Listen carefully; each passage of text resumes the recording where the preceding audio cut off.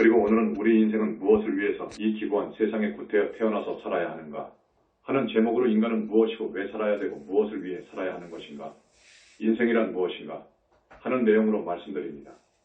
여러분, 이 자제만연의 법문은 꼭 알아두십시오.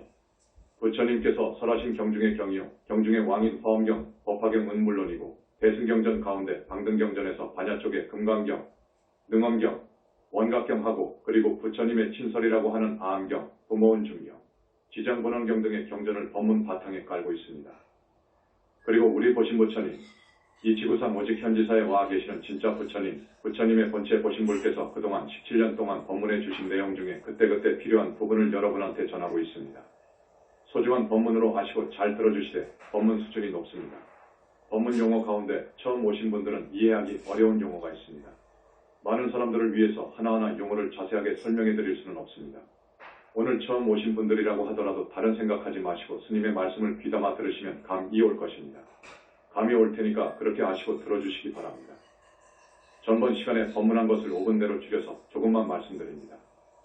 자, 여러분들이 생각하는 나라는 것은 이 몸뚱이를 말합니다. 그렇지요? 여러분, 이 몸뚱이를 나라고 하죠. 이 몸뚱이는 지수와 풍이라는 물질로 이루어져 있어요. 거기에다가 수상행식이라는 정신 부분이 보태어져 있습니다. 물질인 몸뚱이하고 마음 정신이라고 하는 수상행식의 4가지, 그러니까 이 육신인 색을 포함해 색수상행식 5가지를 오온이라고 해요. 5가지가 모여서 뭉쳤다 해서 온자를 씁니다. 이라고도 합니다. 오온으로 이루어진 나, 나는 무엇인가? 그거에 이게 진짜 나인가? 7살 먹은 아이에게 너는 누구냐? 하면 네, 나는 아무개입니다 하고 대답할 것입니다. 그리고 이 몸뚱이와 생각을 자기로 알고 있어요. 그렇지요? 다 그렇게 알고 있지요? 이것을 한번 냉정하게 조명해 봅시다. 진짜 이것이 나인가? 진짜 나인가? 스님이 결론부터 말합니다. 진짜 나가 아니다. 그거에 가짜 나라고 합니다. 이것을 가하라고 해요. 왜냐? 이 육신, 지수와 풍으로 이루어진 이 몸, 물질로 이루어진 이 육신은 80년, 100년밖에 못 살잖아요. 천년, 만년, 억년겁으로 삽니까? 못 살지요. 육신은 자꾸 시시각각으로 변해요. 1년 전과 다르고 여러분 1년 전과 다를걸요? 70살, 80살 노령의 우리 할머니들, 아이고 1년 전하고 달라. 그러지요? 10년, 20년 전하고 영 다릅니다. 걷지도 못하던 꼬마 녀석이 엊그제 5살 먹고 지금은 초등학생이 되어서 못 알아볼 정도로 자꾸 바뀌잖아요. 이 몸뚱이가 그래요. 우리 몸의 세포가 자꾸 죽고 또 새로운 것이 나오고 해서 달라져 갑니다. 변해갑니다. 변하기 때문에 진짜가 아니에요. 진짜라는 것은 변할 수 없습니다. 변하지 않는 것이 진짜인 거예요. 그러니까 이 몸은 자꾸 변하거든요. 변합니다. 무상해요. 이 육신이 무상해요. 육신은 무상하기 때문에 고통이 와요. 고통이 옵니다. 무상하지 않으면 고통이 오지 않는 거예요. 어제까지도 건강했는데 오늘 자고 일어나니까 허리가 아프고 어디가 아프고 그렇지 않습니까? 고통이 와요. 또 이 몸뚱이를 자세히 살펴봤어요. 현미경으로 살펴도 현상세계에서 나라고 하는 것은 발견할 수가 없어요. 영원히 변하지 않고 고정불변 불사하는 그런 실체가 없어요. 그것을 무아라고 해요. 무아의 뜻이 그래요. 그래서 이 몸뚱이는 내 것이 아니어요. 나가 아니어요. 나가 아니다 그거예요. 나라고 하면 영원히 죽지 않아야 됩니다. 아프지도 않고 그래야 됩니다. 또 내 마음대로 할 수 있어야 돼요. 그것이 진짜 나인 거예요. 그렇지 않습니까? 그리고 이 정신은 또 어떻습니까? 생각도 마찬가지예요. 생각이 시시각각으로 변해요. 어떤 사람은 하루에 12번도 변해요. 이 생각이 12번도 더 변한다는 거예요. 이 세상 남자들 여자들 믿지 말라는 거예요. 믿지 말아요. 머리에 털 달린 짐승은 믿지 말라는 거예요. 자, 생각도 이렇게 변합니다. 생각도 변하기 때문에 어쩌죠? 이건 진짜 나가 아닌 거예요. 즉, 이 육신과 정신을 합해놓은 이것은 영원하지 않고 자꾸 변합니다. 이것은 무상합니다. 이것이 고통스러운 거예요. 그리고 실제적으로 현상계에서 볼 때 실체라는 것이 없어요. 나라고 할 것이 없어요. 그래서 이것을 가짜 나라고 그래요. 가짜 나라고 해요. 가하라고 합니다. 이것은 내 것도 아니에요. 나도 아니고 내 것도 아니다 그래요. 진짜 그렇습니다. 이것까지는 여러분 알았죠? 그러면 진짜 나가 어디에 있나? 있는 것인가? 없는 것인가? 그거예요. 이게 아주 중요한 문제예요. 진짜 나가 있죠. 지금까지 선불교를 포함해서 모든 종교는 진짜 나를 저기 마음의 이전, 의식 이전, 상대를 벗어난 절대, 그것을 마음자리라고 그래요. 좀 어려운 말로 마음자리, 그것은 이 우주 현상계를 낳은 본체, 그것을 불교에서는 공이라고 해요. 공의 자리, 공, 그것을 지금까지의 기존 불교는 자기의 진화 로고입니다. 그런데 현지서 불교는 그것은 아니다. 그래요. 왜냐? 그것은 비인격이어요. 한마디로 말해서 비인격이어요. 왜 비인격이냐? 육근을 갖추지 않고 있어요. 육근이 없으니까 이건 비인격인 거예요. 비인격입니다. 사유할 수도 없고 행위할 수도 없어요. 쉽게 말하자면 생각할 수도 없고 행동할 수도 없어요. 그래서 이건 비인격이어요. 그런데도 그걸 기존 불교에서는 주인공이라고 지금 부르짖고 있습니다. 그래서 내가 그것은 진짜 나가 아니다 하는 것입니다. 진짜 나는 나의 본체예요. 나의 본체가 있어요. 진짜 내 주인공이 있어요. 그건 육근을 갖추고 있습니다.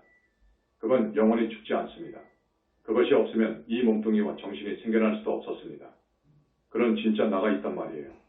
진짜 나 주인공인 나의 본체가 있습니다. 그건 뭐냐? 영혼체입니다. 그래서 일찍이 내가 무상사TV 첫 법문부터 영혼체설을 이야기해왔어요.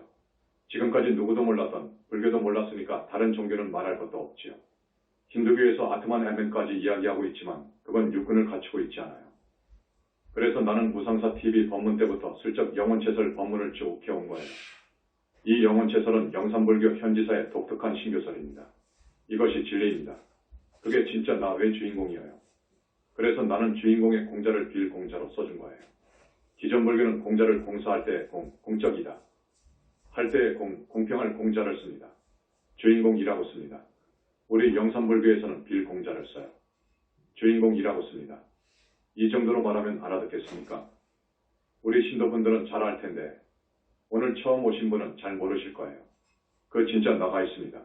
그것이 없으면 이 몸뚱이가 생길 수 없어요. 몸뚱이도 생길 수 없고 정신도 생길 수가 없고 이 세상 만물도 생길 수 없고 이 세계도 우주도 생길 수 없습니다. 이것이야말로 공과 우주의 주인이어요. 이것을 지금 모릅니다.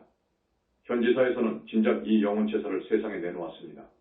내놓으니까 눈봉사들이 생전 처음 듣는 말이거든요. 부처님 가신 지 2500년 동안 그 말을 들어본 적이 없거든요. 심지어 기존 불교에서는 영혼이 없다고 합니다. 영혼이 없다고 해요. 이게 말이 됩니까? 영혼이 없다면 정신 빠져나간 사람을 말하는 거예요. 정신이 빠져나가면 그 사람이 어떻게 행동합니까? 유물론자들이 영혼이 없다고 해요. 물질이 먼저예요. 그런데 그건 아닌 거예요. 물질이 먼저다. 이건 말도 안 됩니다. 반대로 정신이 먼저인 거예요. 그리고 오늘 생매적인 중요한 것이 들어가 있어서 오치온이라고 그래요.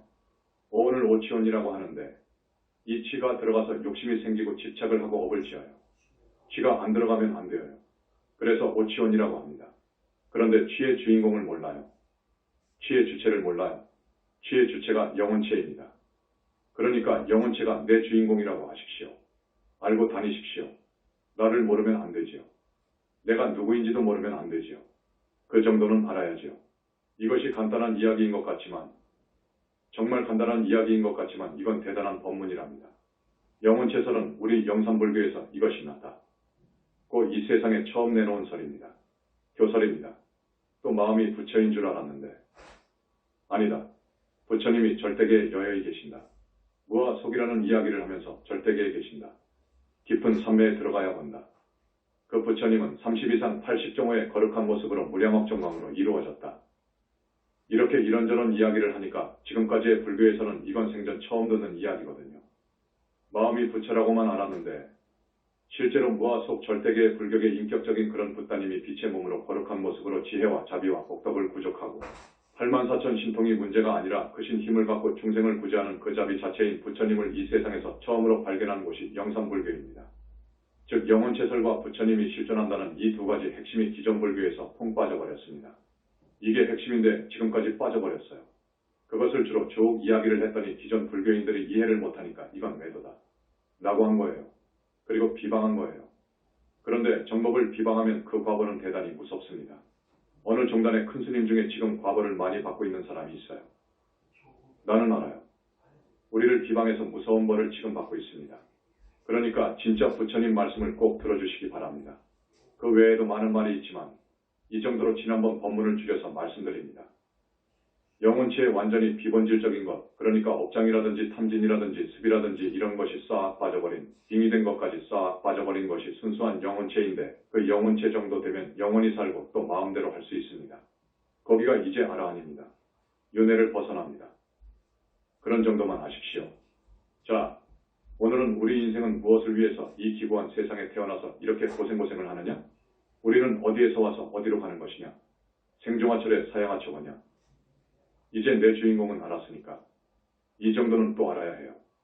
그러기 전에 내가 일주일 일정으로 제주도에 다녀왔습니다. 제주도 우리 분원을 제2의 본산이라고 이름을 지었습니다. 분원에 가서 일주일간 있다가 왔는데 우리 태사부님은 지금 건강하게 천일 기도를 하고 계십니다. 5천여 평을 구입해서 17억을 들여서 정말 아름다운 담장, 아마 창경원 담장도 우리 제2본산 담장에 비하면 촌스러울 거예요. 우리 담장은 참 거룩합니다. 그렇게 해서 지금 약사전이 거의 다 되었고 단청도 아마 이 세상에 없는 금빛 노란 금색 단청을 하려고 합니다. 지금 저기 대적광전도 단청이 거의 끝나가고 또 미타전도 지금 완전히 끝나가고 있고 요사는 완전히 현대식 2층으로 되어서 거기에서 우리 스님들 한 20명이 기거하고 있습니다. 엊그제는 그 앞에 밭을 또 구입했어요. 구입할 곳이 두세 군데라고 하여 이제 그만 구입합시다. 라고 했는데 이거 제2본산인데 이쪽에도 사고 여기도 사야 될 것 아닙니까? 이것은 어떤 용도이고 저것은 어떤 용도라고 하셨어요. 그래서 좋습니다. 했지요. 그 조천읍에 명소가 들어와서 아주 아름답게 되었습니다. 원래 황량한 곳이었어요. 대단히 황량한 곳이었어요. 뒷길도 좋게 만들었습니다. 그날은 폐기물이 집덩이만큼 되었어요. 폐기물을 한 차 실어서 버리려면 그 비용이 50만원, 70만원 줘야 된대요. 그래서 뭐 그럴 필요가 있느냐. 불로 태워버리자. 불로 태운다고 하니까 산더미만한 폐기물에 불을 지폈습니다. 불이 막 타는데 그날따라 하늘을 보니까 아주 큰 먹구름 기둥이 쭉 밑으로 바다까지 연결되어 있었어요. 바다를 보니까 무서운 회오리 바람이 불더라고요. 준 태풍이 몰려오더라고요. 그래서 아이고, 낙산사도 시들이 불덩어리가 가서 태워버렸는데 그렇지 않습니까? 그거 바람이 불 때에는 위험한 거예요. 아이고, 야단났다. 하는데 저기 해신 정예부대 100여 명이 태사부님을 지킵니다. 최신의 정예부대예요. 그 해신들이 태풍을 조작합니다. 여러분 그것을 알아야 돼요. 저기 강한 회오리 바람을 미국에서는 뭐라고 합니까? 허리케인 토네이도. 허리케인에 준한 정도로 돌더라니까요. 우리 쪽으로 오더란 말이에요. 이거 큰일 났죠. 태사부님께서 바로 명령을 했어요. 해신. 그러니까 해신들이 달려가서 울타리처럼 막았습니다. 그런 능력뿐만 아니라 그 태풍을 조작하는 능력이 있거든요. 회오리 바람이 시계 방향으로 돌았는데 반대 방향으로 돌아요. 그리고 회오리 바람이 어디로 사그라져 버렸어요. 금방 사그라져 버렸어요. 불은 타고 있었지만 자신이 있으니까 뭐 그냥 끄지 말라고 했습니다. 바람이 솔솔 불어도 이제 더 잘 타더라고요. 그래서 다 소각했습니다. 우리 태사부님이 거기에 계시니까 육지 사람들과 제주도 사람들이 너도 나도 천도제를 모시러 많아 와요.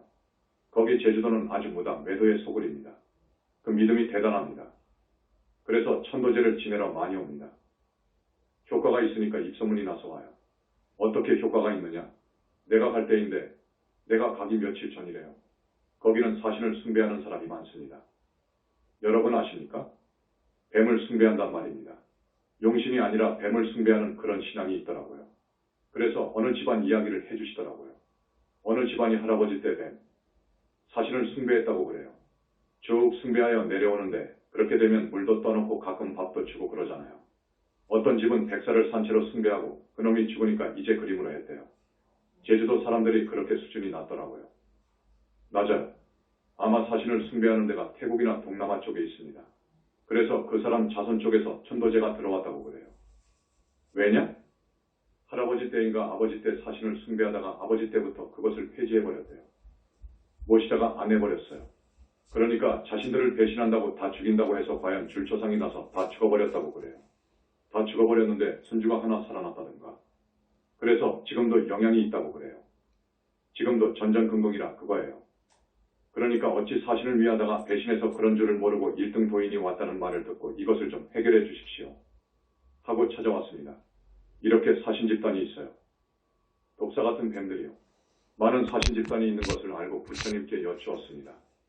부처님께서는 사신 집단이 많다는 것을 익히 알고 계셨습니다. 태사부님 힘으로는 어렵다는 것도 아셨습니다. 그러니까 부처님께서 내 힘으로는 좀 어려우니까 나한테 맡겨라. 해서 사신 집단의 뿌리를 아주 송두리째 뽑아서 명부에 넣어버렸습니다. 그러니까 이제 그 소문을 듣고 뱀을 숭배하는 신도분들이 지금 하나씩 옵니다. 그래서 지금 천도제를 하는 거예요. 자, 내가 이런 이야기를 하는 것은 오늘 처음 오신 분들도 들으십시오. 우리 영산불교 현지사는 말하자면 2500년 만에 태어난 부처님 회상입니다. 부처님께서 와 계십니다. 와 계신다면 또 그 뜻을 모를 거예요. 아니, 부처님께서는 80세를 일기로 반열반하셨는데 어떻게 또 와 계시느냐? 그럴 거예요. 앞에선 내가 여러분의 주인공은 영혼체라고 말씀드렸잖아요. 영혼체에 대해서 자세히 이야기하자면 시간이 걸려요. 간략히 말씀드리겠습니다. 영혼체가 3개 있습니다. 한 번, 두 번, 세 번 영혼체입니다.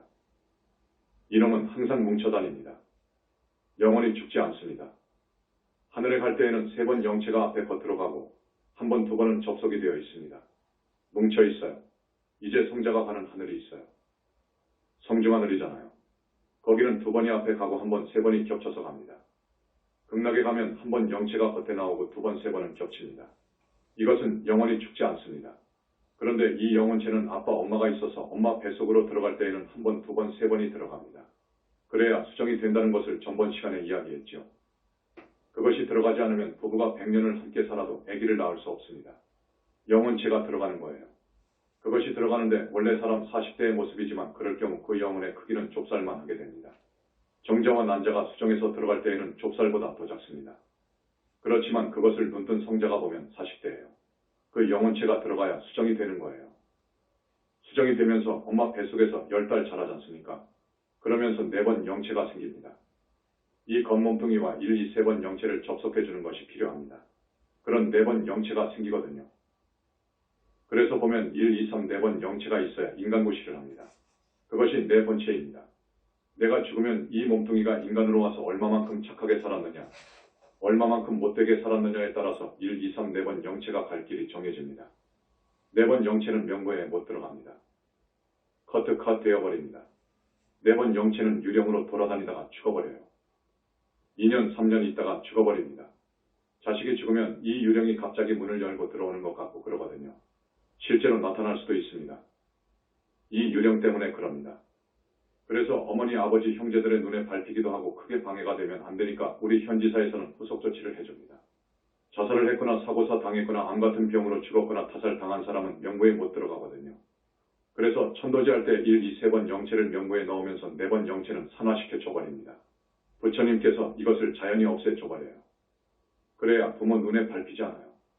1, 2, 3번 영체가 명부에 들어가서 논제를 받는 기간이 49일입니다. 그것도 정확합니다. 논제를 받아서 너는 이렇게 죄를 지었으니까 지옥이다. 이렇게 결정됩니다. 너는 착하게 살았으니까 하늘이구나. 1, 2, 3번 영체가 가는 거예요. 그 영혼체가 갑니다. 부처님도 그렇습니다. 부처님은 붓다른 1, 2, 3, 4번이 다 갑니다. 보살은 1, 2, 3번만 갑니다.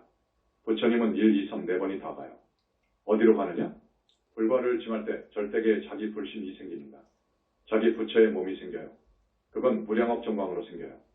30 이상 80종으로 아름다운 불신이 생긴다고요. 불과를 징한 사람은 자기 붓다가 있습니다. 태사부님은 17년 전에 불과를 징했잖아요. 불신이 있습니다. 자제통왕불도 15년 전에 불과를 징했잖아요. 거기에 불신이 있습니다. 그런데 몇 년 가게 되면 1, 2, 3번이 자기 불신으로 가버리고 여기 육신에는 4번만 남아있습니다. 붓다는 그렇습니다. 그래서 붓다가 죽을 때에는 4번 영체가 좀 있다가 나갑니다. 그래서 죽을 때 대소변을 안 보는 거예요. 보살까지도 죽을 때 똥오줌 눕니다. 명 떨어질 때 아주 고통스러우니까 그렇습니다. 나의 1, 2, 3, 4번 영체까지 들어간 불신이 완전한 붓다인데 그 정도 되면 굉장한 지혜와 능력이 생깁니다. 어마어마한 지혜와 능력이 생깁니다. 무량광으로 되어 있으니까요. 또 붓다의 세계는 대적정삼매의 세계이거든요. 그래서 지금 부처님께서 와 계신다는 말은 바로 영산 당시 그 부처님이 반열반해서 당신 본체와 불신과 합해져 있다는 말입니다. 그것을 보신불이라고 합니다. 그분이 지금 와 계신다고요. 그분이 말씀하신 것, 대장경에서 미처 말씀하지 못했던 영혼체설 같은 것 등 그것을 우리가 말씀을 듣고 기록하여 21세기 붓다의 메시지권을 이 세상에 내놓은 거예요. 여러분들에게 힌두교가 대단하다는 말을 내가 가끔 하는데 힌두교의 철학을 담아놓은 것이 우파니샤드하고 바가바드기타 같은 책입니다. 그 수준이 대단합니다. 그렇지만 21세기 붓다의 메시지권에서 담고 있는 영혼체설도 없고 부처님도 없고 부처님이 계시는 저 절대계 상적광세계 소식도 없고 극락세계 소식도 없습니다. 다만 윤회, 해탈 등 이 부분에 대해서 좀 이야기했는데 육도윤회 등 우리 영산불교처럼 자세하게 언급해 놓은 것은 없습니다. 이것을 비롯해서 무량광이라고 하는 빛의 총본원이라든지 대적정산매의 소식을 적어놓은 것은 이 세상에 21세기 붓다의 메시지밖에 없습니다. 그래서 내가 21세기 붓다의 메시지를 마감할 때 이런 책은 없다 라고 했습니다. 이 책은 이 세상에서 인류가 낳은 가장 철학이 깊고 사상이 깊고 그리고 표현이 시적으로 잘 되어 있습니다. 21세기 붓다의 메시지권하고 지금까지 법문한 것을 정리한 법문집이 13권 나오는데 이것을 앞으로 좀 바로 잡아서 내놓을 것입니다. 앞으로 후세 100년, 200년이 흘러 시에 출중한 사람이 나오면 정말로 인류의 고전이 나올 것입니다. 우파니샤드나 바가바드기타는 문제가 있는 철학과 중생을 오도하는 부분을 담고 있지만 우리는 그런 문제점이 없을 겁니다. 그리고 화엄경이나 법화경을 눈도 뜨지 못하고서 화엄사님 한다고 지금 고승 15명, 20명이 가서 한 장씩 떼어서 법문하더군요. 그 사람들은 견성도 못한 사람들입니다. 보니까 견성한 사람이 없습니다. 그저 큰 스님들이라고 하는 사람들을 다 불러서 당신은 화엄경 이품하시오. 하고 맡기면 핵심도 모르고 그냥 책만 많이 봐서 그 되지도 않은 말로 해석하는데 그것은 큰일 나는 거예요. 중생을 오도하기 때문에 그 과보는 극무간지옥 갈 수도 있습니다. 큰 과보를 받습니다. 법화경도 마찬가지예요. 종지용 출품, 견보타품, 열애수량품은 알아야 됩니다. 다법을도 볼 정도 되어서 법문해야 되는 거예요. 그렇지 않으면 큰일 납니다. 우리 현지서 법문은 완전히 대장경과 보신부처님의 말씀, 우주진리와 우주진실을 전부 담아서 법문하기 때문에 비록 그 말이 변제도 아니고 유창하지 않다고 하더라도 우리 법문은 살아있습니다. 진짜입니다. 생종화철의 사양화초거냐. 외뜻도 지금 불교계에서 잘못 알고 있습니다. 이 부분도 이야기해야 됩니다. 부처님께서 크게 깨치셨습니다. 우주진리를 보신 거예요. 완전히 공을 들어야 보입니다. 압니다. 그것은 연기법입니다. 우주진리가 인연법 연기법입니다. 중요한 법문을 오늘 해드리려고 했습니다만 시간이 많이 되었기 때문에 이 다음으로 하겠습니다. 지금 여러분한테 꼭 말씀드릴 것이 있습니다. 모든 것은 인연으로 되거든요. 모든 것은 인연으로 됩니다. 불교에서 인연법을 이야기하잖아요. 또 모두는 업으로 된다. 업을 지어서 자기가 받는다. 업을 지어서 받는다. 또 한 생각이 대단히 중요하다. 거의 같은 이야기예요. 일체유심조라든지 인연법, 인과법이라든지 업설이라든지 대동소이 한 뜻입니다. 모든 것은 인연으로 되니까 오늘 처음 오신 분, 말 한마디라도 상대한테 부드럽게 하시고 모나게 하지 마세요.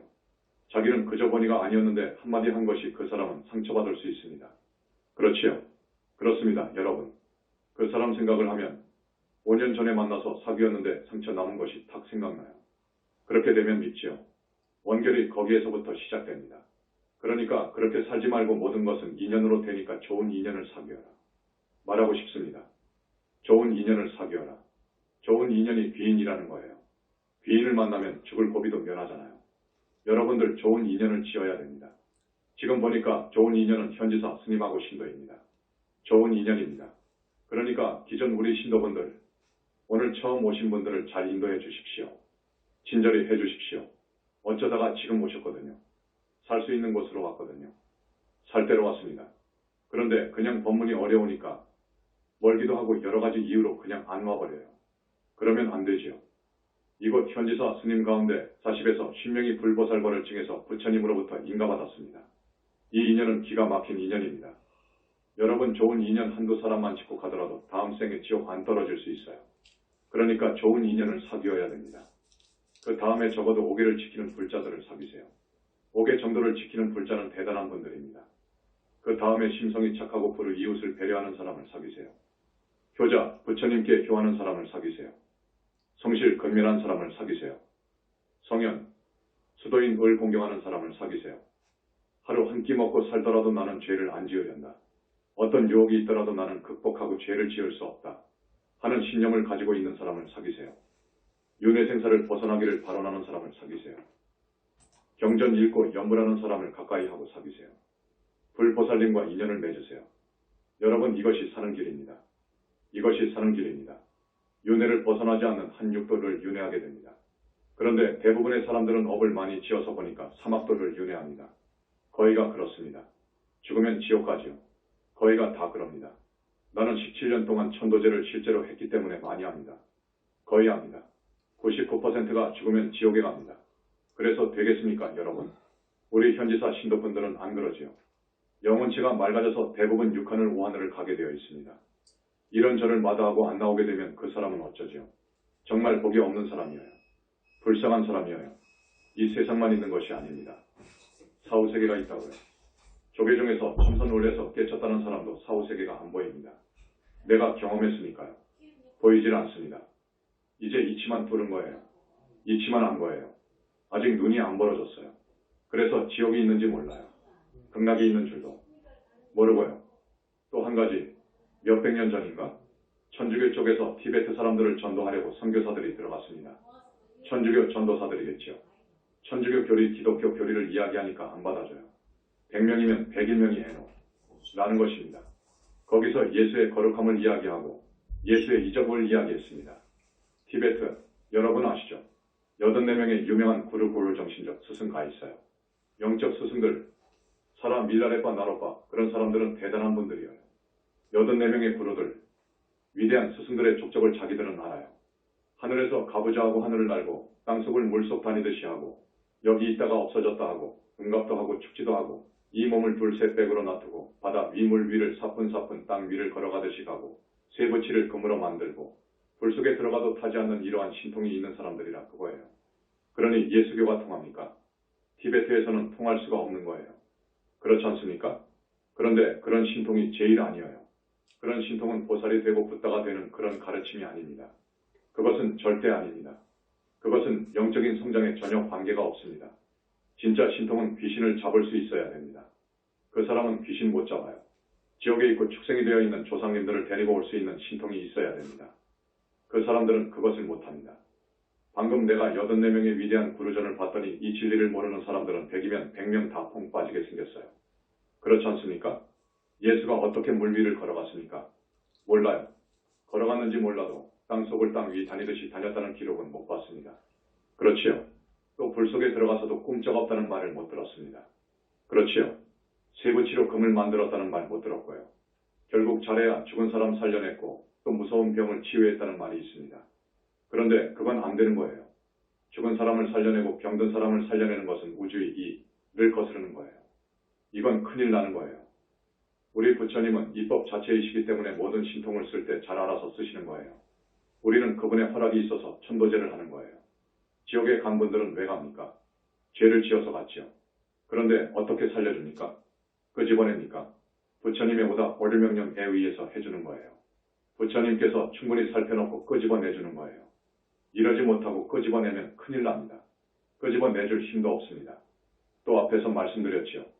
110이 화엄성중을 부릴 수 있어야 됩니다. 지시하고 보고 봤습니다. 예수가 그런 일이 있습니까? 84명의 구루들이 그런 일을 했습니까? 부처님을 봤습니까? 부처님은 최고의 경지에 가야 보이는 거예요. 대적정산매에 들지 않으면 볼 수가 없습니다. 대적정산매에 든 사람이 부처님 이후로 이 세상 어디에 있냐고요. 한 사람도 없습니다. 보살이 든다는 해인산매에 들어간 사람도 없습니다. 아라한산매에 들어간 사람도 없어요. 다만 용수 같은 사람은 당초에 미타국에서 오신 분들입니다.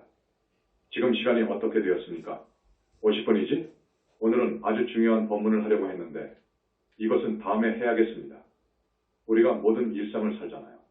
우리 스님들은 여기서 열심히 일하고 삽니다. 현지사 스님들이 일만 해. 공부도 안 해. 이런 말 하죠. 그것은 오해예요. 부처님 교단을 위해서 몸과 마음을 다하는 것이 최고의 공덕입니다. 최고의 공덕이어요. 최고의 공덕을 짓고 있습니다. 내가 제주도에 가보니까 20명의 스님들이 굉장히 열심히 일해요. 정말로 열심히 일을 해요. 그래서 착하다. 착하다. 해준 거예요. 우리 부처님 교단을 위해서 너희들이 3시에 일어나서 저녁 9시 잘 때까지 아주 열심히 일하는 것을 보고 칭찬하지 않을 수가 없어요. 안 해줄 수가 없습니다. 육바라밀 보살이 닦을 덕목이지만 부처님 회상에서 공덕을 지어주는 것은 육바라밀 이상인 거예요. 비교할 수 없습니다. 그래서 여기는 4년 5년 되면 보살인가가 나오잖아요. 다른 절 해인사 가보세요. 백생을 해인사 중이 되어봐요. 아라한이 되는가? 될 수 없습니다. 천마 외도 용신 등이 있는데 어떻게 됩니까? 무서운 그 영가가 빙이 되는데요. 안 되는 거예요. 그리고 조상님들이 하늘로 가야 됩니다. 가까운 조상이 지옥에 있으면 절대 아라한 보살 붙다는 못 됩니다. 그래서 여기는 천도제부터 해주는 거예요. 여러분이 안 보여서 모르지요. 조상님들이 거의 지옥에 있다고요. 지옥에도 못 간 무주고혼으로 있다고요. 무주고혼은 배가 고프고 춥고 두려워합니다. 그 무주고혼으로 있다든지 조상님이 한 사람이라도 지옥에 있으면 아라한보살급단은 못 되는 거예요. 이 다음에 연기법을 중심으로 해서 우리는 어떻게 살아야 할 것인가? 인생은 도대체 이 기구한 세상에 어째서 태어났고 구태여 태어나서 이 세상을 살지 않으면 왜 안 되는가? 도대체 인간은 무엇인가? 왜 살아야 하는 것인가? 무엇을 위해서 살아야 하는 것인가? 전번 시간에 나는 무엇인가? 나는 누구인가를 이야기했으니까 이 부분을 이야기해야 될 것 같습니다. 이 부분을 이야기할 거예요. 그런데 지금 핵심은 다 빼버렸네요. 그저 많은 이야기로만 쭉 했네요. 오늘 재미있는 이야기도 있는데 이 다음에 하겠습니다. 스님은 1시간 30분도 해드리고 싶습니다. 여러분을 위해서 그런 경우도 있었습니다. 그런데 부처님께서 너무 길게 하면 안 들어간다. 그거예요. 여러분에게 들어올 함량이 있다. 그거예요. 정보가 너무 많이 들어가면 넘쳐버리니까 40분, 50분이 적당합니다. 그런데 내가 법문해주다 보면 1시간이 되어 부처님 말씀을 또 어겼구나 해서 대단히 죄송하다고 합니다. 여러분 아시죠? 신도, 예. 자, 오늘 처음 오신 분, 오늘 쉽게 이야기했으니까 다 알아들으실 거예요. 여러분, 잘 살아야 됩니다. 남은 생 잘 살아야 되지요. 그렇지요. 돌아가실 때 중풍이라든지 치매라든지 걸리면 안 되지요. 죽을 때 또 편히 가야죠. 다음 세상에 무주고혼이 되면 되겠습니까? 신도, 안 됩니다. 지옥 가면 안 되지요. 그건 말할 수 없습니다. 어마어마한 전율을 느낄 정도이니까요. 거기에 가면 큰일입니다. 지옥벌을 다 받으면 짐승이 됩니다. 짐승이 되면 되겠습니까? 오늘 처음 오신 분, 안 되죠. 한 달에 2번 있는 현지사 법회에 나오십시오. 현지사에 오시면 탑돌이부터 시작하세요. 탑돌이부터 업장을 씻어줍니다. 우리 현지사 석가탑 다보탑은 불국사 다음으로 세웠지만 거기는 돌덩어리입니다. 여기는 저만이 되어 있습니다. 여기에 석가탑은 석가모니 부처님께서 계시는 영산궁의 석가탑하고 다보탑은 다보부처님께서 계시는 보정정토의 다보탑하고 각각 링크링 되어 있습니다. 홍보를 하지 않아서 그렇지 여기는 어마어마한 데예요. 홍보를 하면 대중이 운집할 거예요. 쏟아질 거예요. 적당한 매체를 통해서 점차 홍보할 것입니다. 오늘 처음 오신 분 다음에 어쩝니까? 나오십시오. 나오십시오. 그리고 진짜 부처님 말씀과 사상을 1000명 앞에서 법문하기는 좀 그렇습니다. 1만 명이나 최소한 1500명, 2000명은 와야 되겠습니다. 와야 됩니다, 여러분. 여러분 한 사람이 한 사람씩만 데리고 오면 되는데 그게 어렵더라고요. 못하더라고요. 왜 복을 짓지 않으시려고 합니까? 복을 지어야 됩니다. 복을 지어야 됩니다. 그리고 계율을 지켜야 됩니다. 그리고 경전을 읽어야 되고요. 그리고 염불해야 되는 거예요. 그리고 발언하십시오. 그러면 다음 세상에 박근혜 같이 대통령도 됩니다. 왜 못 됩니까? 오늘 그 이야기를 좀 하려고 했습니다. 유명한 실화가 있습니다. 스님 법문이 어렵지 않지요? 신도, 예, 그런데 어려울 때에는 어렵습니다. 할 수 없습니다. 그런데 감으로옵니다. 꼭 오십시오. 자, 오늘 이만합니다. 나무 영산불멸 학수상전 시아원사 구원실성 석가모니불 석가모니불 석가모니불 석가모니불 천상천하무여불 시방세계 영무비 세간소유와 징견 일체무유여불자 고아일신기명정매 처음 나오신 분 손들어 봐주세요. 박수 전번에 나오시고 오늘 또 나오신 분 박수 음력 10월 16일 지금 9월 윤달이 있습니다. 음력 10월 16일이 무슨 날인지 아시죠? 신도 예, 그날은 산왕부처님께 공양을 올리는 날입니다. 그날 많이 동참하기를 권합니다. 우리 현지사에서는 1년에 4번 큰 행사가 있습니다. 꼭 동참해 주시기 바랍니다. 왜 그러느냐 하면 그 산왕불, 치성광열애불, 용왕 대신 등 그쪽은 인간의 기륭화법을 주관합니다. 그리고 지신이라든지 화엄성중도 큰 신통이 있습니다. 그래서 여러분들의 소망을 들어줄 만한 그런 힘이 있습니다. 우리는 용왕 쪽은 사양하니까 매년 화엄성중대제, 치성광열애 부처님, 산왕부처님, 지신대제 등 1년에 4번 행사를 갖습니다. 그때마다 우리의 삼계지존이신 불세존님을 위시해서 오열의 부처님, 문수보현 관음 지장 등 큰 부처님들이 모두 오셔서 여러분들의 업장을 씻어주시기 때문에 스님이 여러분한테 간곡히 권하는 것입니다. 지금까지의 재래불교 기존불교에서는 산왕불을 모릅니다. 산왕 대신만 알고 기도하고 공양 올리고 그러지요. 그런데 우리는 많은 산왕 대신을 총괄하는 산왕부처님이 계심을 알았습니다. 그래서 산왕부처님께 공양을 올리고 많은 산왕 대신을 청합니다. 이때 당신들의 총어른이신 산왕부처님께서 오시기 때문에 많은 산왕 대신님들이 오십니다. 그 오시는 장면은 대단히 장관입니다. 호랑이를 타고 사자를 타고 그렇게 오십니다. 그래서 그날 우리는 돼지고기를 10근, 20근 사서 놓지요. 그것을 변식지나 나면 돼지가 수백, 수천 마리가 됩니다. 그때 온 사자, 호랑이들이 아주 흡족하게 먹습니다. 그런 날이니까 상업하시는 분, 사업하시는 분, 농업하시는 분, 공업하시는 분, 학업에 종사하는 우리 학생들, 직장이 없는 분들, 자녀가 없는 분들, 어쨌든 소망이 모두 있잖아요. 그 소망을 모두 들어줄 수 있습니다. 그래서 다가오는 음력 10월 16일은 산왕부처님께 공양을 올립니다. 그렇게 아십시오. 우리는 닭업생을 내려오면서 지은 업자, 신구 외삼업 제작, 이것이 문제입니다. 이것을 싣고 소멸해야 됩니다. 이것을 싣고 소멸하는 유일한 방법이 있습니다. 자기 자신은 한계가 있습니다. 안 됩니다. 아무리 공부를 많이 하고 장자불화를 10년 하고 단식을 40일 하고 잠 안 자기를 몇 달을 하는 그런 수행으로 자기의 무서운 죄업을 비롯해서 신구 애삼업 제장 이소멸된다고 생각한다면 오판입니다. 안 됩니다. 한계가 있습니다. 다만 부처님께서 또 오열의 부처님, 또 관음 지장 정도의 부처님 무량광으로 여러분의 중죄업을 씻어줄 수 있습니다. 우리는 남은 생도 잘 살아야 되고 다음 생도 잘 살아야 되고 지옥 악이 축생의 영혼이 떨어지지 않도록 삼계 탈출하여 왕생 극락해야 됩니다. 기회는 이번입니다. 왜 그러느냐 하면 겁에 한 번 있는 붓다 회상이기 때문에 부처님이 오셔서 계시기 때문에 기회는 정말 이번뿐입니다. 이번이 지나가면 수겁, 수십겁, 백겁, 천겁 후에도 이렇게 좋은 기회는 없을 것입니다. 그렇게 아십시오. 스님은 진실을 말하니까 거짓말 못합니다. 꼭 우리 영산불교에서 행하는 행사에는 참여해 주십시오. 그리고 늘 이야기하지만 한 달에 2번 있는 법회, 이때 업장 씻어나가는 것이 대단합니다. 대단하기 때문에 나오시기를 권합니다. 또 매월 음력 초하루와 25일 제일은 굉장히 중요합니다. 초하루는 청정법신 비로자나 부처님이 뜨시는 날이에요. 뜨신다고 하는 말이 무슨 말이냐 하면 3계의 모든 붓다님들이 청정법신 비로자나불 속으로 들어갑니다. 그래서 청정법신 비로자나불의 위신력 신통은 가히 상상할 수 없습니다. 그래서 스님이 우주적인 작업이라는 말을 하지요. 우주적인 힘을 발휘합니다. 그래서 음력 초하루가 아주 중요한 제일이고 25일은 3계의 모든 붓다님이 우리 영산불교의 소망을 들어주기 위해서 뜨시는 날이니까 25일 제일도 중요한데 분원이 서울, 대전, 대구, 부산, 화진포, 제주, 일본 등 각처에 있지요. 모두 성지니까 분원에 가셔도 똑같이 작업을 해주십니다. 아셨지요? 신도, 예, 그렇게 아십시오. 영국의 어느 문학자가 인생을 비유해서 이야기한 것이 있습니다. 너무도 유명하기 때문에 소개해드립니다. 여러분, 나는 누구이고 인생은 무엇이고 도대체 어떻게 살아야 옳은 것인가 하는 화두를 내가 전번에 주었지요. 지금까지 수많은 철학자, 과학자, 문학가, 또 종교 성직자는 물론이고 이런 분들이 도대체 인생이란 무엇인가, 나는 무엇인가 에 대해서 너무너무도 골똘히 생각하고 사유를 했답니다. 그러나 어느 누구도 답하지 못했습니다. 우리 영산불교에서 내놓은 답이 정답인데 그런 답을 한 곳이 없습니다.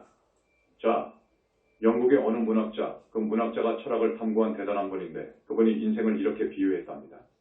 농무가 짙게 낀 날, 그러니까 농무라는 것은 짙은 안개입니다. 짙은 안개가 끼어서 한치 앞이 안 보이는 그런 날에 긴 다리가 있어요. 긴 다리, 수백천 미터의 긴 다리, 요즘 그런 다리가 있지요.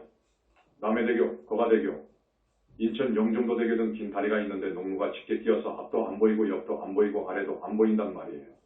그런 다리를 건너가는 것으로 인생을 비유합니다.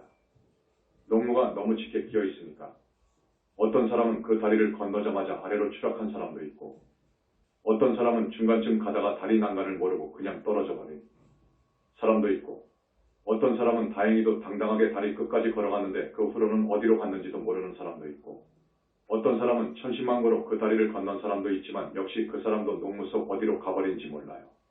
이렇게 인생을 비유했답니다. 나는 그 비유를 듣고 보고 참 비유를 잘했다 라고 생각합니다. 지금까지 우리 인간들은 나가 누구이고 인간이란 무엇이고 인간과 우주만물이 어떻게 생기는가 하는 것을 전혀 모르고 살아왔습니다. 세계적인 지성인들이 사유의 사유를 거듭해도 이 난문제만은 해결할 수 없었어요. 아마 여러분은 생각하지도 않을 거요. 내가 누구냐? 인생이란 무엇이냐? 나는 어떻게 살아야 되는 것이냐? 여러분 한 번쯤 생각해 보셨습니까? 이것은 대단히 근원적인 문제이지만 이건 알아야 됩니다. 우리 부처님께서 이것을 알기 위해서 그러니까 사람이 도대체 어디서 와서 죽으면 어디로 가는 것이냐 이런 문제를 비롯해서 나는 누구이고 사람은 무엇이고 어떻게 살아야 되는가 하는 문제 또 영원히 고통이 없는 극락에서 살 수 있는 그런 길이 없는가 그런 세계는 없는가 이 문제를 이 화두를 풀기 위해서 왕궁을 박차고 왕이 될 수 있는 그 자리를 박차고 마치 베리 헌신짝처럼 박차버리고 설산에 들어가서 스스로 머리를 깎고 6년 동안 고행난행을 하신 거예요. 그래서 크게 정각을 이루어 놓고 보니까 우리 부처님께서 전부를 알 수 있었습니다. 전부를 알 수 있었어요. 그래서 눈먼 중생을 상대해서보다 더 잘 사는 길로 인도하고 싶어서 45년 동안을 고구정명하게 설법하시다가 가셨습니다. 아시죠? 신도, 이에 사후세계를 모르거나 윤회전생하는 사실을 믿지 않거나 지옥 극락도 있는 줄 모르고 불보살도 모르는 많은 중생들. 그 대부분은 뭐 때문에 사는지 무엇을 위해 사는지 모르고 그저 맹목적으로 살고 있습니다. 앞에 모두에서 제가 비유해서 말씀드렸듯이 지금 중생들은 마치 잔뜩 낀 농무 속 다리를 건너가는 격입니다. 모릅니다. 그렇게 살면 안 되거든요. 다음 세상 보장이 안 됩니다. 그렇지 않습니까? 아무것도 모르고 사는데요. 그저 본능대로 살고 있습니다. 그저 기분 내키는 대로 살고 있습니다. 지금 저 중생들이 그렇습니다. 그러니까 살기 위해서 먹느냐? 먹기 위해서 사느냐? 하는 문제도 있죠. 그저 세상 사람들은 돈 벌기 위해서, 출세하기 위해서 사는 것 같습니다. 모두가 그렇습니다. 그런데 라디오를 가만히 들어보면 의식주도 해결하기 어려운 가난한 사람들은 먹기 위해서 날마다 저녁 9시까지 뛰더라고요. 이 세상 사람들이 그러더라고요. 보다 더 잘 살기 위해서 악착같이 뛰더라고요. 어떤 사람은 출세하기 위해서 머리를 동여매고 공부하고 서울대학 가려고, 행정고시 합격하려고, 사법고시 합격하려고, 그래서 판검사 되려고, 의사 되려고, 국회의원 되려고, 장차관 되려고, 총리 되려고, 대통령 되려고 노력합니다. 이 중생들은 꿈이 돈과 명예입니다. 모든 사람이 오용락을 좋아해요. 그쪽으로 가는 거예요. 모두 이 몸뚱이를 자기로 알기 때문에, 자기로 아는 중생들이기 때문에 그래요. 이 몸뚱이를 진짜 자기로 알아요. 이 몸뚱이를 불교에서는 오온이라고 합니다. 오온, 수상행식 외모임체라고 그래요. 이 몸과 내 정신, 이 육신과 내 정신, 이것을 나로 알아요. 이 나는 어머니 아버지로 인해 나오면서 시작되어서 죽어버리면 끝으로 알아요. 그러니까 이 몸뚱이가 하자는 대로 하는 거예요. 이 몸뚱이가 하자는 대로 합니다. 어디에 가서 고기나 곰탕 국을 먹었더니 아주 맛있단 말이에요. 그것이 좋단 말이에요. 그러니까 끼니마다 배가 고프면 식도락이 됩니다. 이 몸뚱이 때문에 그런단 말이에요. 고시를 합격해놓고 보니까 바로 5급으로 채용된단 말이에요. 과장으로 들어간다고요. 검사가 됩니다. 해볼만 하다고요. 그래서 부모님들은 자식을 그쪽으로 밉니다. 머리가 좋은 애들은 또 죽어라고 공부만 하거든요. 어쨌든 중생들은 부와 명예를 얻고 이상적인 배우자를 만나고 그래서 화목한 가정을 이루고 아들, 딸 낳고 가족 모두 건강하고 이렇게 사는 것이 꿈입니다. 꿈이 전부입니다. 여러분 그렇지요? 그런데 우리 부처님께서 크게 눈을 떠서 삼계를 뚫어보니까 그렇게 사는 것이 제일이 아니에요. 그것을 물론 나쁘다고는 안 하십니다. 거기에다가 사람이 죽으면 어떻게 되는 것인가를 알아야 됩니다. 사람이 죽으면 어떻게 되는 가를 알아야 돼요. 진짜 나가 있는 가의 여부를 알아야 됩니다. 이 몸뚱이가 진짜인지 가짜인지 알아야 됩니다. 이것을 알아야 된다고요. 이 육신을 진짜로 아는 사람들은 온갖 번뇌 망상을 합니다. 온갖 꿈을 꿉니다. 보다 더 출세하고 보다 더 많은 돈을 벌고 보다 더 예쁜 부인을 얻고자 합니다. 그리고 똑똑한 아들, 딸 낳기를 원하고 가족이 평안하기를 원하고 가족 모두 건강하기를 원하고 지금 아빠가 하는 모든 일들이 다 이루어지기를 원하지요. 그런데 그런 꿈은 정말 가치 있다고 볼 수 없습니다. 그것은 최선이 아닙니다. 부처님께서는 그것이 최선이 아니라고 보십니다. 왜 그러느냐? 이 몸뚱이를 알아보니까 가짜 몸이거든요. 내 주인공에 종속된 한시적인 생명체일 뿐이에요. 이 몸뚱이는 한시적 생명체일 뿐이거든요. 이 육신이 진짜 나가 아니거든요. 이 육신을 위해서 봉사할 필요가 없다고 보시는 거예요. 이 육신이 진짜 나라면 이 몸뚱이를 위해서 열심히 살아야지요. 그러나 이 육신은 거짓 나이거든요. 이 육신은 80년, 100년밖에 살 수 없는 거짓 나예요. 진짜 나가 있거든요. 내 주인공이 있거든요. 내 주인공은 영원히 죽지 않거든요. 부처님께서 보시니까 이 몸뚱이가 한평생 얼마만큼 착하게 살았느냐, 못되게 살았느냐에 따라서 진짜 몸뚱이가 지옥에 가고 짐승도 되고 하늘도 가거든요. 그래서 만나는 사람마다 어리석음을 일깨워 주십니다. 45년 동안 그러셨습니다. 이 몸뚱이만 위하다 보면, 내 가족만 위하다 보면, 내 아들, 딸만 위하다 보면, 너무너무도 이기적으로 살다가 보면 많은 업을 지어요. 많은 죄를 짓는다고요. 가령 할아버지가 중풍을 얻어 치매가 오면서 문제가 있을 경우 간병 올 1에서 2년, 3에서 4년, 4에서 5년 하다가 보면 자식들이 지칩니다. 그렇게 되면 할아버지를 차라리 안락사에서 가시는 것이 좋다 해서 독극물로 안락사 시키는 경우가 많습니다. 그런 업을 짓습니다. 그런 짓은 절대로 해서는 안 됩니다. 그렇게 하니까 할아버지가 명대로 못 살았기 때문에 무주고혼이 되어서 자기를 죽인 아들이나 손주한테 원결로 빙의하더라고요. 이 몸을 떠나버리면 정이 없어져 버립니다. 아들, 아버지, 할아버지, 남편에 대한 정이 없어져 버려요. 너는 나를 죽인 놈이다 라고 생각해서 그 사람 몸속으로 빙의에 들어가더라고요. 빙의에 들어가서 내가 나를 죽였으니 나도 너를 죽인다 는 거예요. 반드시 너를 죽여야 되겠다. 그래요. 이렇게 됩니다. 그 원결이 풀어지지 않습니다. 마치 물이 얼면 얼음덩어리가 되잖아요. 죽을 때 그 원한이 얼어버립니다. 이것은 복수를 해야 풀어지는 거예요. 마음대로 복수를 해야 풀어지는 거예요. 그렇지 않으면 절대로 풀어지지 않는다고요. 그런데 부처님의 크신 능력으로 푸시더라고요. 원결을 딱 빼내어서 그 원결의 한을 풀어주시더라고요. 내가 전전 세상에 내 아들을 죽였어. 그러니까 금생에 내 아들이 너를 죽였어. 그러니까 내가 또 내 아들을 죽이면 내 아들이 다음 생에 또 너를 죽여. 이 악순환이 계속돼. 죽이고 죽고 죽이고 죽는 악순환이 계속돼. 그러니까 여기서 끊으라는 거야. 여기서 멈추라는 거야. 이렇게 설득을 하십니다. 그러면 그 영혼체는 가만히 듣습니다. 너무도 큰 어른이 말씀하시니까 가만히 듣기는 하는데 너무너무도 분해서 말을 듣지 않습니다. 그럴 때 부처님께서 그러면 내가 사람을 죽이고 갈 지옥을 보여줄까? 하시고 지옥을 보여줍니다. 그때 항복합니다. 이 사람이 항복한다고요. 부처님 말씀을 들을 테니까 그러나 나는 원통합니다. 그러니까 내 원을 들어주세요. 라고 한단 말이에요. 부처님은 우주 자체이십니다. 연기법 자체이십니다. 우주적인 힘을 마음대로 쓰셔요. 부처님만이 그러십니다. 그런데 불반을 이루지 못하고 그러면 큰일 나는 거예요. 우주 이법에 역행하니까 큰일 나는 거예요. 그러나 부처님은 절대자이시기 때문에 너무너무도 안타까운 사정을 들어보시고는 뭐냐? 너를 15일 후에 한국 땅 부잣집 아들로 태어나게 해준다. 이렇게 약속하고 명부로 보내줍니다. 그렇게 해야 원결이 풀어지더라고요. 이 사람과의 원결이 딱 풀어져 버려요. 15일 후에는 분명히 한국 땅 부잣집 아들로 잉태하지요. 부처님 말씀은 법이거든요. 모든 보살 성중 그리고 명부의 고급 관리들이 부처님 말씀을 전부 집행합니다. 그렇게 해서 원결도 풀고 그럽니다. 오늘 스님이 여러분한테 말씀드리고 싶은 것은 중생이 죄를 지어서 가는 세계와 복을 지어서 가는 세계, 윤회 안의 세계와 윤회 바깥 세계를 한 번쯤 말해주고 싶습니다. 우리 신도분들은 잘 알아요. 알지만 오늘 처음 오신 분도 있기 때문에 한 번 더 들어보세요. 또 많은 신도분들이 잘 모릅니다.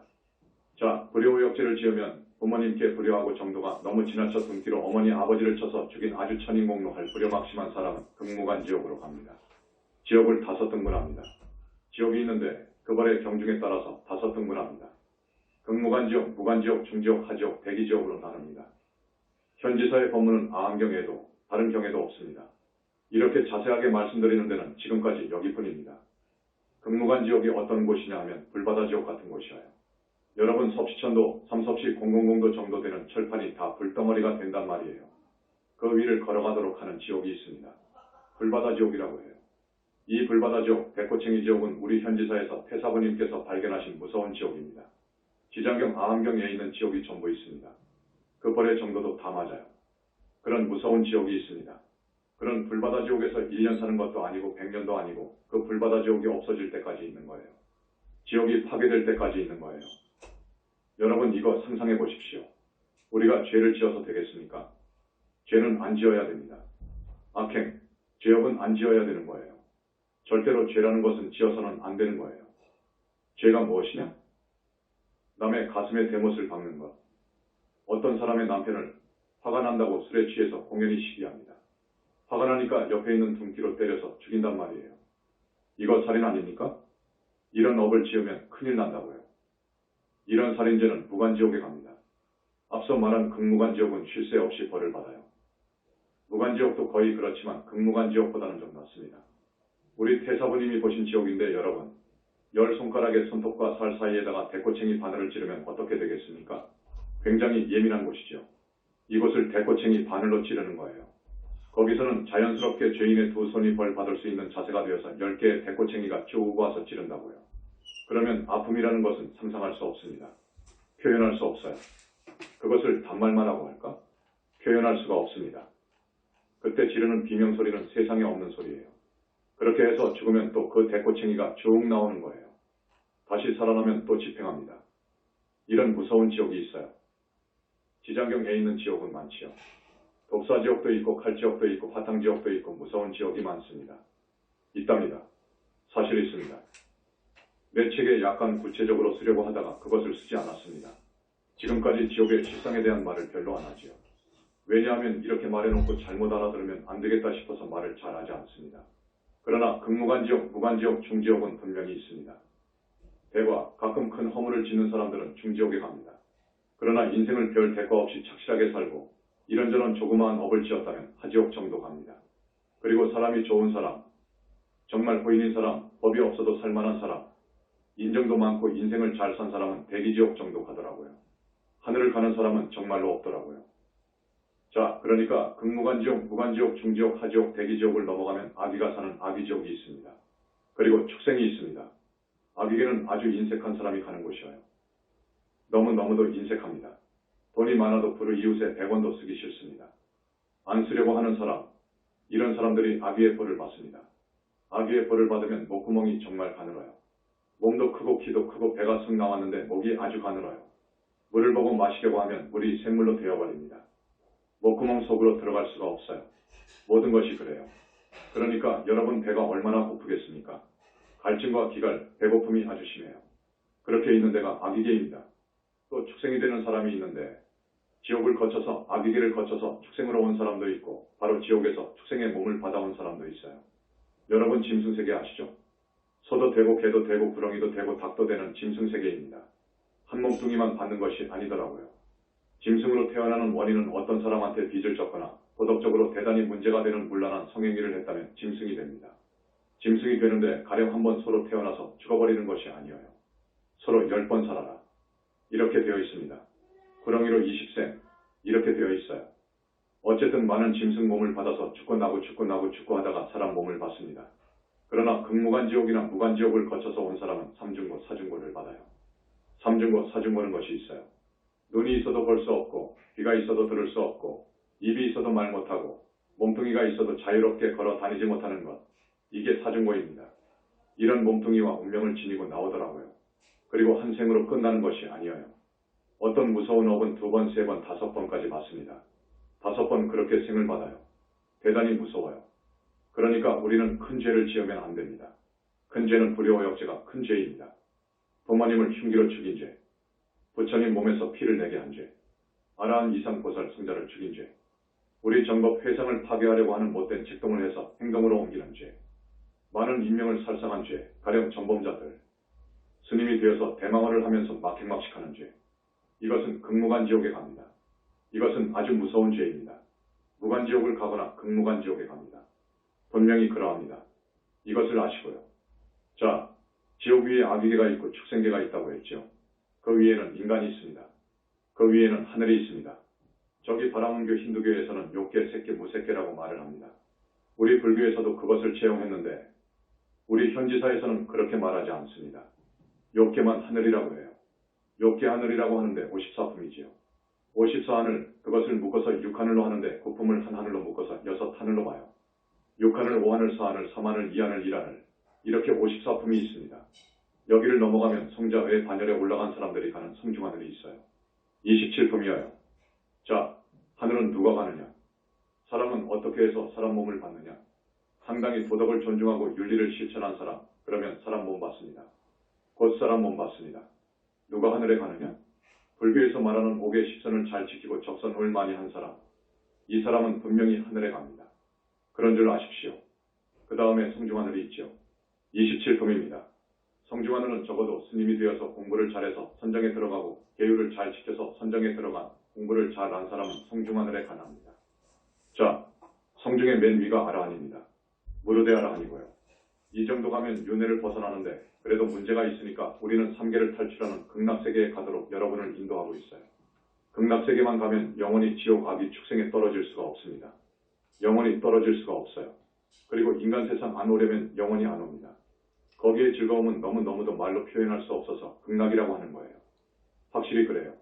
그런 세계로 태어나시도록 우리는 이끌고 있습니다. 거기에 가려면 보살인가를 받아야 되는데 보살인가가 현재 60여 명 나와 있습니다. 그렇게 아세요. 아라한 무르대 아라한 위에는 천녀정토가 있어요. 여러분, 천녀정토가 있습니다. 거기는 아라한 무르대 아라한 위인데 여자분들이 갑니다. 아주 깨끗하게 한평생을 산 여자분들, 불심이 강한 여자분들이 가는데 한 부처님마다 두 처녀가 따라요. 시중을 듭니다. 그 처녀들이 있는 세계는 극락보다 못하지만 정말로 좋은 점토입니다. 그 위가 극락점토입니다. 극락점토를 지금까지는 9품으로 이야기했지만 우리 현지사에서는 27품으로 말합니다. 27품으로 해서 쭉 올라가요. 극락세계를 넘어가면 1품이 되고 1품이 최상품인데 최상품 보살을 넘어가면 약사궁으로 갑니다. 약사유리 광점토로 가는 거예요. 거기도 27품이 있습니다. 거기를 넘어가면 불격을 갖춘 최상수보살인데 상중하가 있어요. 거기를 넘어가면 부처님들이 사는 상적광세계가 있다고요. 여러분, 그러니까 극무관지옥에서 붙다가 계시는 상적광세계까지 이제 아시겠죠? 이러합니다. 그걸 아십시오. 여러분, 절대로 지옥에 가면 안 됩니다. 절대로 지옥 가면 안 돼요. 그런데 이런 정법을 듣지 못해서 세상 사람들 거의가 지옥에 가더라고요. 더 자세히 말하면 40% 50%는 죽어서 무주고혼이 되고 무주고혼이 언젠가는 명부에 들어가잖아요. 90% 이상이 지옥에 가더라고요. 이러니까 여러분, 이 스님의 말씀을 꼭 믿어주십시오. 스님의 말씀은 진실입니다. 믿어주십시오. 우리 현지사 신도분들은 사막도에 가면 안 되지요. 그런데 안 가게 되어 있습니다. 이 행사나 법회 때에 아주 잘 나오고 또 법문을 아주 좋아라고 해서 들으시고 참 조심스럽게 행하시고 일거수일투족을 죄 안 지으려고 하고 계율 잘 지키려 하고 있는 것으로 압니다. 우리 현지사 신도분들은 내가 알기로는 거의 하늘로 갈 것으로 압니다. 모든 것은요, 인간사라든지 우주 만물은 연기법으로 되어갑니다. 여러분 아시죠? 연기법은 우주 진리입니다. 연기법으로 되어가는데 오늘 중생이 가는 세계를 이야기하고 또 성자가 가는 세계가 이렇게 많다고 이야기하다 보니 법문이 좀 딱딱합니다. 여러분, 인과항고에 대한 간단한 이야기입니다. 저기 성광사를 창건한 보조국사가 있습니다. 고려시대의 인물이지요. 한국이 나온 위대한 승려 중에 한 사람입니다. 세 사람을 꼽으라고 하면 아마 보조스님이 들어갈 거예요. 그만큼 대단한 큰 스님이어요. 그분이 전생의 수행인이었습니다. 전생에 수행하는 무심도인이었어요. 전생에도 무심도인이었다고요. 계절은 만물이 생동하는 봄인데 그 무심도인이 고려 방방곡곡을 만행하고 있었습니다. 누더기를 입고 수행하는 무심도인이 잠시 쉬어가려고 어느 산자락에 앉아있게 되었습니다. 그때 쫓기는 노루 한 마리가 무심도인에게 왔습니다. 가까이 오자 그 노루는 주둥이로 무심도인 누더기 옷자락을 자꾸 들치면서 나를 숨겨달라는 표현을 합니다. 공부를 많이 한 무심도인이기 때문에 대화는 안 되지만 이심전심으로 통합니다. 그래서 요놈이 포수한테 쫓기고 있구나 하고 직감으로 알았습니다. 그래서 누더기 두루마기 속으로 노루를 딱 감추어 안았어요. 아니나 다를까 활을 든 포수가 오고 있었습니다. 스님, 방금 이쪽으로 노루 한 마리가 지나갔는데 못 봤습니까? 한단 말이에요. 이분은 도인이지요. 대단히 공부가 깊고 자비하신 도인이지요. 자, 거짓말하면 어떻지요? 계율에 오기를 범하는 것이지요. 그런데 노루를 살리려면 거짓말을 해야 돼요. 하나의 생명을 살리려면 거짓말해야 돼요. 그래서 이 계율이 지혜로워야 되는 거예요. 불교가 지혜를 아주 으뜸으로 이야기하는 것은 이유가 있습니다. 융통성이 있어야 돼요. 어떨 때에는 계율을 파할 줄 알아야 되는 거예요. 이럴 때에는 계율을 파할 줄 알아야 되는 거예요. 그때는 노루를 살려야 하니까 거짓말해야 되는 거예요. 그러나 거짓말도 못하겠고 포수에게 말했습니다. 여보시오, 그 노루를 당신이 잡아서 팔 것 아니오. 시장에 내다 판다면 얼마를 받습니까? 700년, 800년 전 일입니다. 그 당시 성냥은 받는다고 하더라고요. 세냥은 받습니다. 하고 대답했습니다. 아, 그렇습니까? 그러면 내가 성냥을 주겠소. 하고 성냥을 주었습니다. 그 스님도 그 정도의 돈은 가지고 다녔던가 봐요. 그러니까 포수가 세냥을 받고 허참, 별 스님도 다 있네? 하고 가면서 생각을 했어요. 나는 도대체 어떤 놈이냐? 아니, 자기는 노루가 어디로 간 줄도 모르고 산 것도 아니고 한데 노루 값을 준 사람은 어떤 사람이고 또 노루를 잡지도 않고 팔아먹은 놈은 어떤 놈이냐? 그거에 내가 도대체 어떤 사람이냐? 양심이 있느냐? 내가 이렇게 살아야 되겠느냐? 생각하다가 발길을 돌렸습니다. 스님 앞에 와서 다시 세냥을 드립니다. 큰 스님, 받으십시오. 내가 깨달은 것이 있습니다. 나는 이제 포수질을 안 하렵니다. 하고 그날로 포수직을 접었습니다. 그리고 복을 많이 짓고 한평생을 살았답니다. 그 포수가 이제 다시 사람 몸 받아옵니다. 무심도인도 공부를 잘하고 더 깊은 선정으로 들어갑니다. 공부가 더 되어서 다시 사람 몸을 받아올 때 보조국사로 온 거예요. 이제 보조국사로 왔어요. 보조국사가 깊은 산에 들어가서 송광사를 창건한 분이에요. 한날 깊은 산에 들어갔어요. 옛날에는 나무가 우거져 울창하지요. 깊은 산에 들어가서 선울을 하다 보니 해가 넘어가서 어둑어둑한 밤이 되었어요. 공부를 하다가 눈을 떠보니까 한밤중이 되었네. 한밤중이 되니까 저를 찾을 수가 없었습니다.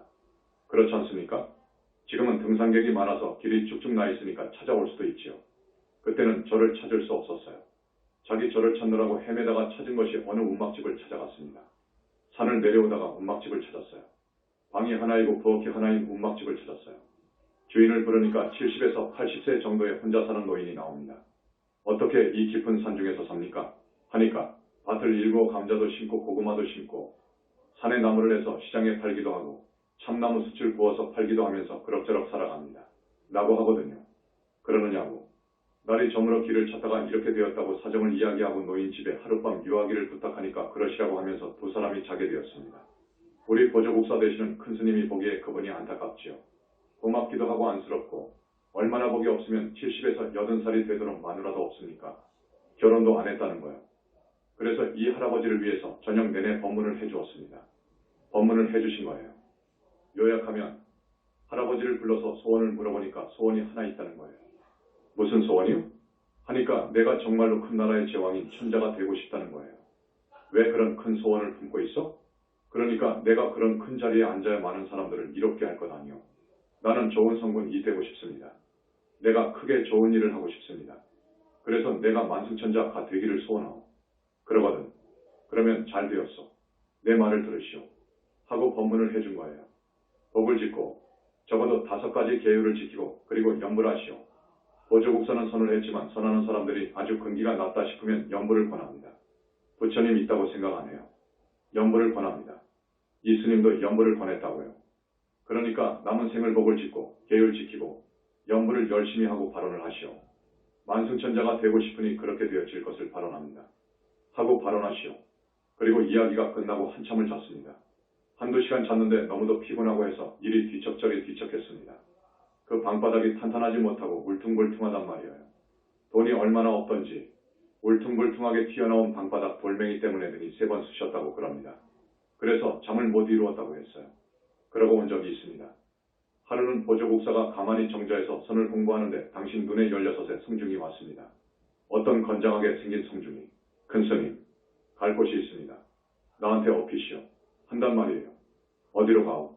그러니까 중국 금나라로 가야 될 일이 있습니다. 그런단 말이에요. 이제 선정 중에서 이야기하는 것입니다.